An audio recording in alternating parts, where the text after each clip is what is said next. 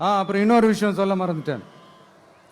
இப்போ ரீசண்டா ஒரு இடத்துல நம்ம சிஎம் சார் அவர்கள் பேசும்போது சொன்னாங்க, என் கேரக்டரையே புரிஞ்சுக்க மாட்டேங்கிறேன்.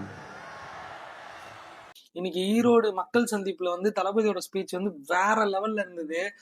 நீங்க சொன்னா வந்து சினிமா டயலாக், சாரி நான் சொன்னா சினிமா டயலாக், அதுவே வந்து சிஎம் சார் சொன்னா அது வந்து சிலப்பதிகாரத்துல சொன்னது அப்படின்னு சொல்லி சிஎம் சாருக்கு வந்து பங்கமா கலாய்ச்சி ஒரு ரீப்ளே கொடுத்திருந்தாரு. ஆனா ஒண்ணு, தமிழ்நாட்டுல ஆட்சி செய்யற நீங்களும் சரி, ஒன்றியத்துல ஆட்சி செய்யறவங்களும் சரி, நீங்க ரெண்டு பேரும் முதல்ல என்னோட கேரக்டரை புரிஞ்சுக்கணும் சார். 2026 சட்டமன்ற தேர்தலோட அந்த கேரக்டரே கொஞ்சம் வேற மாதிரி சார். அத கொஞ்சம் தயவு செஞ்சு நீங்க புரிஞ்சுக்கணும் சார். எப்படி சொல்றது, தளபதி ஸ்பீச் வந்து எப்படி அவர் வந்து கலாய்ச்சதே தெரியாத மாதிரி செம்மையா ஃபன்னா கலாய்ச்சாரு. உண்மையிலேயே வந்து ஒவ்வொரு மக்கள் சந்திப்புலயும் வந்து தளபதியோட ஸ்பீச் வந்து அடுத்தடுத்த லெவல் போயிட்டே இருக்குன்னு தான் சொல்லணும். வந்து மக்கள் விரும்புற மாதிரி பேசுறாரு, ஒரு அரசியல்வாதி மாதிரி பேச கத்துக்கிட்டாரு.